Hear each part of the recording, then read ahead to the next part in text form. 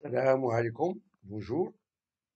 On va traiter un exercice résolu sur les applications des lois de Newton en physique, niveau deuxième année bac. Bien. Donc l'énoncé, un corps solide S de masse M de 200 grammes est placé sur un plan horizontal. Alors on a ici le schéma, on a le plan horizontal. Voilà, on a le corps S. À partir de A, on applique sur le corps S une force constante F parallèle à la ligne horizontale. AC et le mouvement se fait en deux phases. Première phase, AB, et se fait sans frottement. La deuxième phase, BC, avec frottement. Où la direction de la force R2, le vecteur R2, est inclinée par rapport à la normale par un angle phi fixe. La figure ci-contre, voilà, représente les variations de vitesse du corps S en fonction du temps T au cours des deux phases. On a la première phase et la deuxième phase. Les données, on a l'intensité de pesanteur G et du 10 mètres par seconde au carré. La question 1, quelle est la nature du mouvement du corps S à chaque phase? Deuxièmement, calculer l'accélération A1 du corps S dans la première phase, puis déduire la valeur de l'intensité F, c'est-à-dire l'intensité de la force horizontale. Troisièmement, calculer la valeur phi, l'angle de frottement, après la deuxième phase, c'est-à-dire la phase BC. Quatrièmement, trouver la valeur de R2.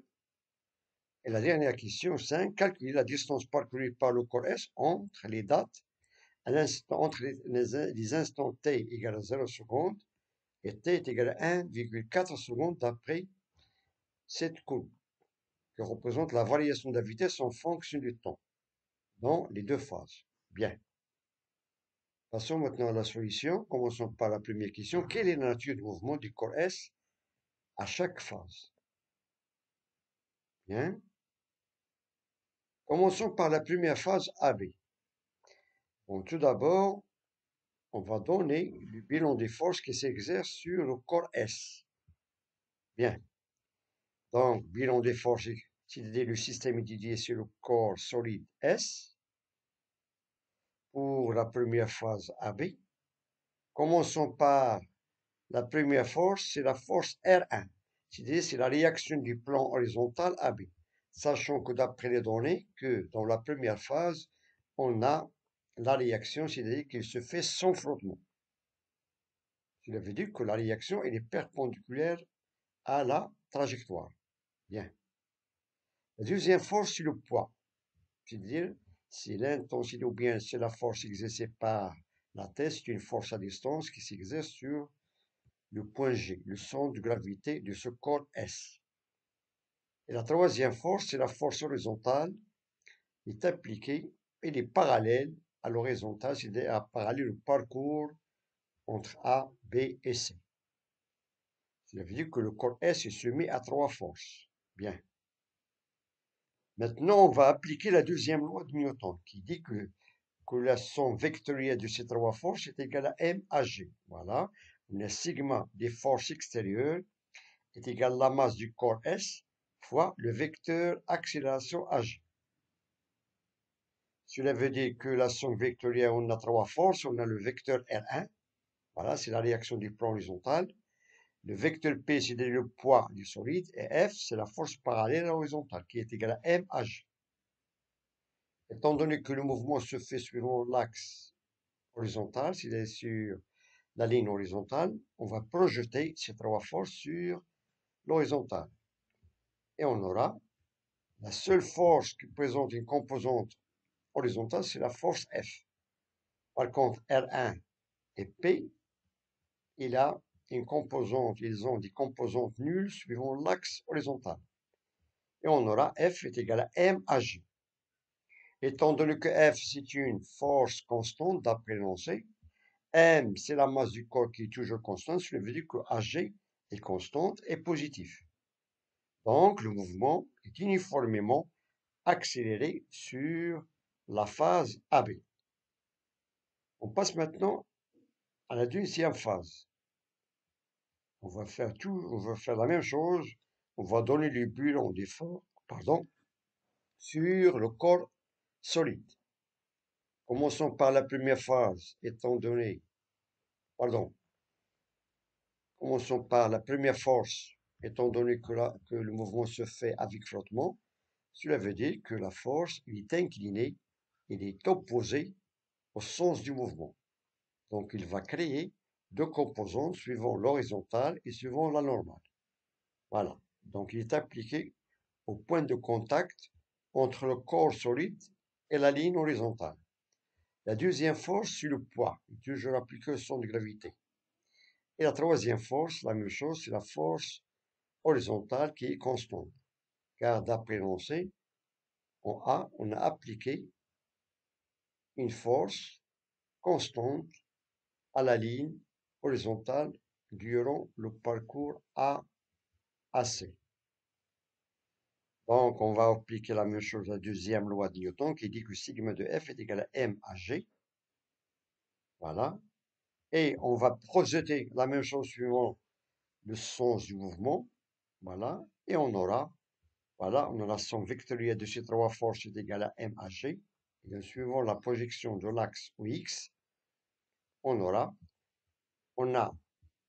la force F est dans le sens positif. Et on a la composante tangentielle de la force R2. On a ici l'angle phi, c'est l'angle de frottement, c'est un angle qui est formé par la normale et le vecteur R2. Et pour la composante tangentielle ou bien la composante suivante l'horizontale, il représente c'est R2 sinus. On a ici, on a l'angle phi, on a le même angle. D'après, on a ici deux droites parallèles et on a deux angles alternes. Cela veut dire que la composante tangentielle, c'est tout simplement R2 sinus de phi, qui est égal à 0. Pourquoi est égal à 0? Parce que d'après la courbe de variation de la vitesse en fonction du temps, on a la deuxième phase, on a la vitesse, elle est constante. Étant donné que la vitesse est constante, automatiquement l'accélération, elle est nulle. Voilà, avec V constante, cela veut dire que l'accélération AG est égale à 0 et on a le deuxième membre, elle est nulle. Et on aura l'équation F moins R2 sinus de phi est égal à 0. Cela veut dire dans ce cas que le mouvement suivant dans la deuxième phase, suivant la droite BC, est un mouvement uniforme. Bien sûr, c'est un mouvement rectiligne et uniforme. Bien. Question 2. Calculer l'accélération A1 du corps S dans la première phase, puis déduire la valeur de l'intensité F. Bien, un peu de réflexion. Étant donné dans la première phase, on a un mouvement uniformément accéléré, cela veut dire que l'équation en reste c'est écrit sur la forme x de t est égal à 1 demi de hg t au carré plus v0t plus x0. D'après cette variation de vitesse en fonction du temps, à l'instant t égale à 0, on a la vitesse est égale à v0 qui est égal à 0. Voilà. Là, avec v0 est égal à 0, la même chose, on a x0 est égal à 0. Et on remplace et on aura l'équation horaire dans la première phase, ça s'écrit sur la forme x de t est égal à 1 demi de hg t au carré. Et pour la vitesse, on a v en fonction du temps est égal à hg t, avec v0 est égal à 0. Donc, pour calculer l'accélération à 1, on applique la relation, on a hg est égal à la variation de la vitesse sur la variation du temps. Bien, on va prendre les deux valeurs de la vitesse. Voilà, on a 1,6 avec 0 et 0,8 avec 0. Et on aura hg est égal à 1,6 moins 0 sur 0,8 moins 0. Et on trouve que l'accélération à 1 dans la première phase est de valeur 2 mètres par seconde au carré. Bien. Ensuite, on va calculer maintenant la valeur de l'intensité F. On fait appel à la deuxième loi de Newton. On a F est égal à M à G. Bien. Après la première phase, tout on a F étant donné que la masse est de 200 grammes, converti en kilogrammes, c'est 0,2 fois 2, ça fait, voilà, 0,2 fois 2, ça veut dire que l'intensité de la force F, qui est horizontale appliquée suivant la ligne horizontale, est de valeur 0,4 newton. Passons maintenant à la question suivante. Question 3. Calculez la valeur phi, l'angle de frottement, dans la deuxième phase. Donc, il nous demande de calculer cet angle, sachant que cet angle est formé à partir de la normale et la réaction R2, dans la deuxième phase, c'est-à-dire dans la phase BC. Bien. Donc, dans la deuxième phase, on a un mouvement qui est uniforme. Pourquoi? Parce que la vitesse est constante. Cela veut dire que l'accélération, elle est nulle. D'où on aura F est égal à R2 sinus de phi.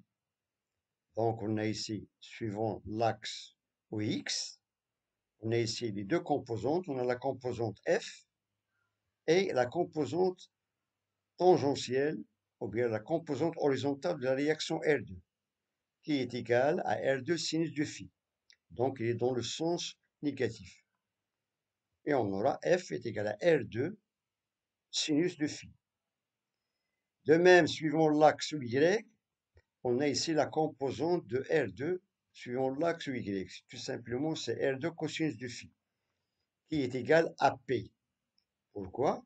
Parce que P, supposons, on a ici P est dans le sens négatif et R2 est dans le sens positif. Cela veut dire qu'on a R, c'est-à-dire la composante de R2, moins P, qui est égal à 0. Donc on a mg est égal à R2 cosinus de phi. Donc pour tirer la valeur de phi, il suffit de diviser ces deux équations. Et on aura F sur mg est égal à R2 sinus de phi sur R2 cosinus de phi, c'est-à-dire on va simplifier par R2, on aura F sur mg est égal à tangente de phi. Voilà, qui est égal à tangente de phi. Application numérique, on a F qu'on a calculé précédemment qui est égal à 0,4 newton. On a la masse est de 0,2 kg fois 10, c'est-à-dire 0,4 sur 2 qui est égal à tangente de phi. Cela veut dire que tangente de phi est égal à 0,2. D'où on a l'angle de frottement que fait la réaction R2 avec la normale est de valeur 11,31 degrés. 11,31 degrés. Bien. Question suivante, question 4. Trouvez maintenant la valeur de cette réaction R2. Voilà. Donc, il nous demande maintenant de trouver la valeur de R2, l'intensité de la force R2. Donc, on a ici deux méthodes. Soit on peut calculer la réaction R2 suivant l'axe X qui va nous donner F est égal à R2 sinus de phi. Voilà. On a F d'après le mouvement, étant donné que le mouvement suivant l'axe, ou bien suivant le trajet BC, c'est un mouvement qui est uniforme. Donc, lorsqu'on fait, on applique la loi, la deuxième loi de Newton, on a F moins la composante R2 qui est horizontale et de R2 sinus de phi, cela veut dire que R2 sinus de phi est égal à F. Et ou on peut prendre suivant l'axe Y. On a la composante R2 suivant l'axe Y, c'est tout simplement R2 cosinus de phi, qui est égal à mg. Donc, ces deux vecteurs, voilà, la composante L2 suivant l'axe Y est égale à P, le vecteur, ou bien est égal à l'angle de vecteur P, voilà, qui est égal à mg. Donc, soit pour tirer R2 d'après l'axe Y, ou X, ou bien on peut utiliser l'équation suivant l'axe Y pour tirer R2. C'est la même chose. Donc, on va prendre cette deuxième équation et on tire, on a R2 est égal à mg sur cosinus de phi. Tous ces grandeurs, on a donné, on a la masse donnée, G de même, on a déjà calculé l'angle phi, et on peut déterminer le cosinus de phi. On remplace, et on trouve que R2 est de valeur à peu près 2,04 newton. 2,04 newton. La même chose, si on utilise par exemple cette première équation, on va trouver la même chose, R2 est égal à 2 newton ou bien 2,04 newton. Il nous reste maintenant la dernière question, question 5. Calcule la distance parcourue par le corps S entre les dates 0 secondes et 1,4 secondes. On a ici deux phases. On a la phase où le mouvement est uniformément accéléré. La deuxième phase où on a un mouvement qui est uniforme, avec une vitesse qui est constante. Donc, pour déterminer la distance parcourue par le corps S dans ce trajet A jusqu'à C, on peut prendre le trajet AB, puis le trajet BC. Bien. Donc, dans la première phase, on a le trajet AB. On a l'équation qu'on a déjà déterminée. On a x de t est égal à 1 demi de hg t au carré, c'est-à-dire x de t, dans ce cas, c'est AB. C'est-à-dire la distance parcourue dans la phase AB. Bien, on remplace. On a AB est égal à 1 demi avec hg chez 2 mètres par seconde au carré. Le temps, c'est de 0,8 au carré. Et on trouve que la distance AB est de valeur 0,64 mètres. Bien. Dans la deuxième phase, on a un mouvement qui est uniforme, c'est un rectiligne uniforme, x de t est égal à v delta de t, c'est-à-dire BC. On remplace, on a BC, on a v et de valeur, voilà, d'après le graphe, 1,6, et on a la durée entre 1,4 et 0,8, c'est de 0,6 secondes. Et on trouve que cette distance BC est de valeur 0,96 mètres. Donc, la distance parcourue par le corps S entre 0 secondes et de 1,4 secondes, c'est tout simplement la somme, et on trouve que AC est de 1,60 mètres. AB plus BC est de 1,60 mètres. Bien. Donc, je vous remercie de votre attention. J'espère que cette vidéo vous a plu. N'oubliez pas de laisser un commentaire et de vous abonner. Merci beaucoup et à très bientôt.